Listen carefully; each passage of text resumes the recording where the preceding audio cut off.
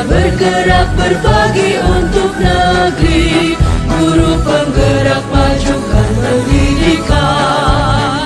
Guru penggerak menghamba pada murid, kreatif rancang pembelajaran. Hargai potensi, tingkatkan prestasi, lahirkan profil pelajar Pancasila. Belajar bergerak berbagi untuk negeri, kita menjalin kolaborasi. Belajar bergerak berbagi untuk negeri, demi bakti pada Ibu Pertiwi.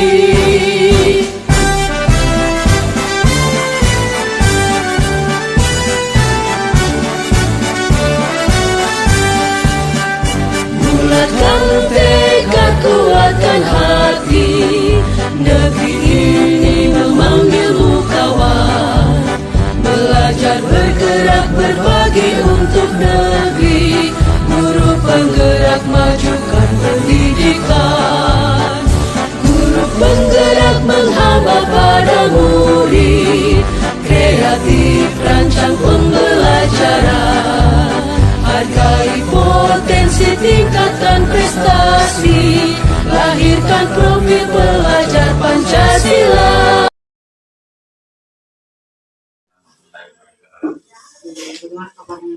Alhamdulillah, sehat-sehat baik Bu. Saya minta maaf ini Pak sudah mengganggu, sekaligus berterima kasih sudah luangkan waktu untuk ketemu. Ya, terima kasih banyak. Insyaallah kita akan berbincang-bincang sesuai dengan keinginan Ibu. Iya, jadi pada dasarnya saya ini ada amanah tugas dari program Guru Penggerak, sekaligus belajar, momentum belajar untuk mengkomparasikan terutama pada hal-hal bagaimana kepala-kepala sekolah dalam proses pengambilan keputusan terkait dengan kasus-kasus yang sifatnya problematis. Jadi saya akan mengajukan beberapa pertanyaan ini Pak. Ya, terima kasih. Silakan. Saya akan jelaskan. Terima kasih banyak sebelumnya Pak. Jadi yang pertama, bagaimana Bapak sebagai kepala sekolah berdasarkan pengalaman mengidentifikasi kasus-kasus yang masuk dalam ranah dilema etika, sekaligus yang mana masuk dalam ranah pendidikan moral.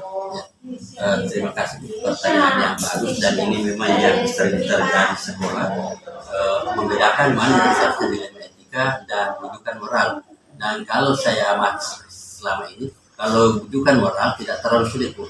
Yang sulit ini adalah dilema etika, karena biasanya ada dua masalah yang sama-sama benarnya yang harus diselesaikan. Maka untuk saya identifikasi, saya akan melihat dulu apakah ini masuk dilema etika yang sama-sama benarnya yang saya harus putuskan jalan mana yang saya harus lakukan. Kemudian kalau pendidikan moral, maka saya akan bermusyawarah dengan semua elemen yang harus sekolah ini untuk menentukan kebijakan-kebijakan atau mengidentifikasi masalah itu. Terima kasih. Iya, biasa ya Pak. Ya, kalau misalnya soal kedua ini Pak, pengambilan keputusan yang ada di pengalaman Bapak, terutama hal-hal yang sifatnya ada dua benturan, ya dua-duanya memiliki unsur kebenaran, Bapak dalam menyikapi dan mengambil keputusan terkait dengan kasus itu. Ya, terima kasih. Nah, ini yang seperti saya katakan tadi, ini yang memang agak berat, tapi namanya seorang kepala sekolah yang harus berusaha untuk mencari jalan keluar bagaimana. Ya, ketika ada dua masalah yang sama-sama benar, yang harus kita putuskan, dan itu mengandung nilai kebajikan yang harus kita luruskan. Nah, kalau saya pengalaman saya di sini, ketika ada dua hal yang seperti itu, maka saya selalu beranggapan bahwa saya ini manusia terbatas, sehingga sebelum mengambil keputusan, saya akan mencoba untuk mengkomunikasikan dengan orang-orang di dalam sekolah yang saya anggap juga punya kompetensi di bidang itu, tapi saya juga komparasikan dengan apa yang ada di benak saya atau kompetensi yang saya miliki. Sehingga kalau misalnya ada dua kepentingan yang sama-sama benarnya, maka saya mau melihat dulu latar belakang dari persoalan keduanya ini. Jadi saya melihat latar belakangnya. Setelah melihat latar belakangnya, saya analisis apa tujuan dari kasus ini dan di mana sebenarnya ujung pangkalnya. Setelah itu harus saya berusaha untuk memutuskan mana yang terbaik. Hubungannya dengan kasus yang berbenturan dan punya nilai kebajikan yang sama, tentu ini dalam pengalaman Bapak kan bukan sekali, berkali-kali ketemu dengan kasus yang serupa. Apakah dalam pengambilan keputusan itu dalam kasus yang serupa di waktu berbeda, Bapak memiliki bingkai prosedur yang sama? Jadi kalau misalnya seperti yang ditanyakan itu, saya selalu berpatokan kasus apa yang terjadi, sebab tidak selamanya kasus itu sama persis akar masalahnya. Sehingga dalam bentuk penyelesaiannya pun saya sesuaikan dengan kasus yang terjadi. Jadi kalau dikatakan apakah punya bingkai yang sama, saya berpikir tetap saya sesuaikan dengan apa yang terjadi dengan itu. Saya tetap harus memperhatikan langkah-langkah dan prosedur yang saya lakukan di antaranya. Sebelum saya memutuskan, saya mencoba mengkolaborasikan dengan teman-teman, terutama kalau di sekolah ini saya punya wakasek. Saya coba kalau memang itu agak berat, saya akan coba kumpulkan dulu, kemudian meminta pertimbangan dari para wakasek. Dan saya juga ketika lebih berat lagi, biasanya saya justru meminta pertimbangan kepada atasan, termasuk kepada pengawas, bahkan kepada kepala bidang. Sekali-sekali saya minta penjelasan begitu. Iya, masih ada hubungannya dengan itu, Pak. Jadi dari penanganan kasus dan pengambilan keputusan yang Bapak tempuh selama ini, di antara langkah-langkah yang Bapak ambil, adakah yang paling efektif? Ya, paling efektif itu kalau kita selalu pertama langkah-langkahnya musyawarah dulu. Musyawarah dengan teman-teman yang ada di sekolah untuk menentukan mana yang paling bijak, itu efektif.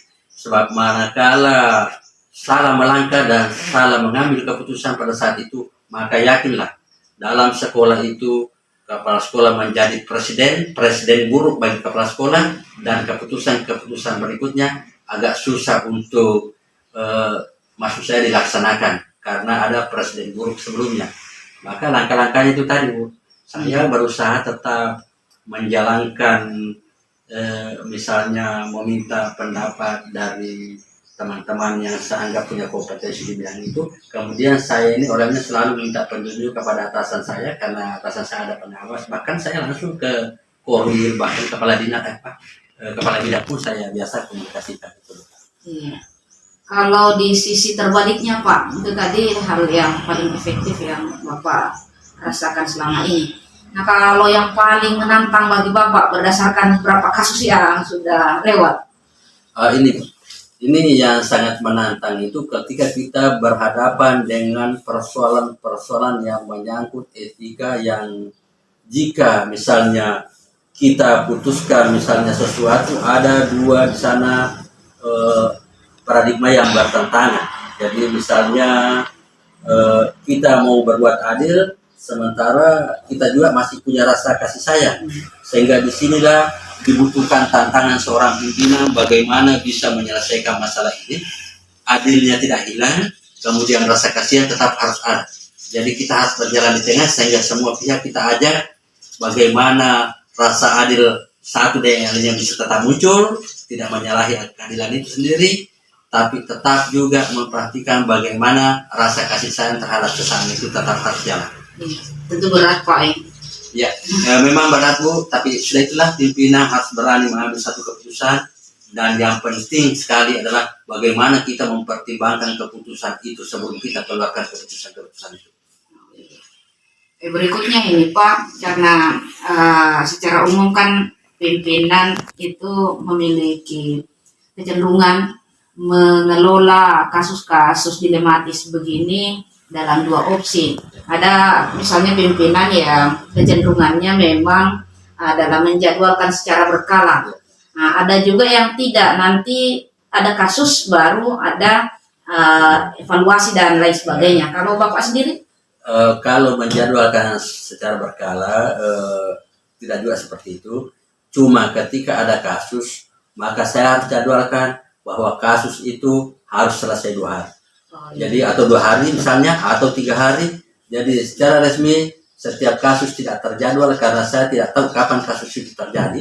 Tapi ketika ada masalah masuk, saya harus punya target waktu bahwa harus selesai dalam jangka misalnya 2 hari atau 3 hari atau 1 minggu. Karena saya tidak ingin berlarut-larut dengan satu persoalan yang tidak terselesaikan.